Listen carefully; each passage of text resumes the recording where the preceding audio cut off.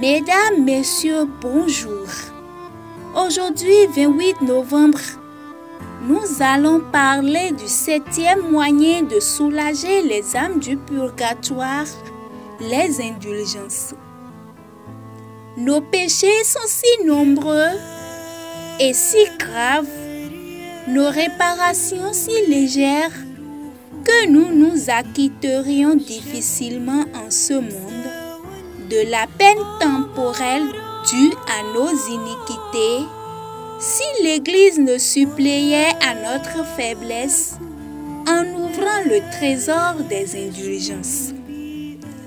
Trésor immense, inépuisable, qui se compose des mérites surabondants de notre Seigneur Jésus-Christ, de la bienheureuse Vierge Marie et des saints. La clé en est confiée au souverain pontife. Après la Sainte Messe et la Sainte Communion, il n'y a rien de plus admirable, de plus riche, soit pour les vivants, soit pour les morts. C'est, si l'on peut ainsi parler, le dernier effort de la miséricorde divine pour le salut des âmes. Par les indulgences qui sont nombreuses, faciles à gagner, à la portée de tout le monde, nous avons le moyen de contenter la justice divine, de racheter des âmes qui nous sont chères et qui expirent dans les flammes les fautes et les torts de leur vie passée. 3 conditions sont requises pour gagner les indulgences. D'abord, il faut être en état de grâce. Dieu veut qu'avant de secourir les autres, nous fermions d'abord l'enfer sur nos pas. D'ailleurs, toutes les œuvres faites en état de péché mortel sont des œuvres mortes et dépourvues de mérite. Ensuite, il faut avoir l'intention, au moins générale, de gagner l'indulgence.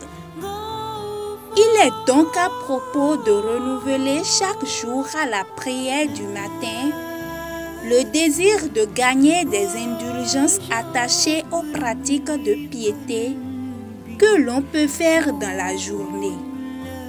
Enfin, il faut accomplir intégralement les œuvres prescrites. Ce sont ordinairement des actes très faciles à accomplir, qui durent peu et qui sont à la portée de tous les fidèles. Une courte prière, une légère offrande, une mortification, une communion.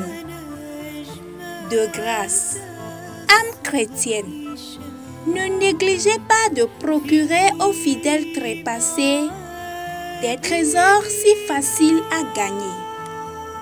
Si vous gagnez pour eux une indulgence partielle, vous abrégez le temps de leur expiation. Si vous êtes assez généreuse pour en gagner une plénière, l'âme à laquelle vous l'appliquez est probablement libérée de toute sa dette.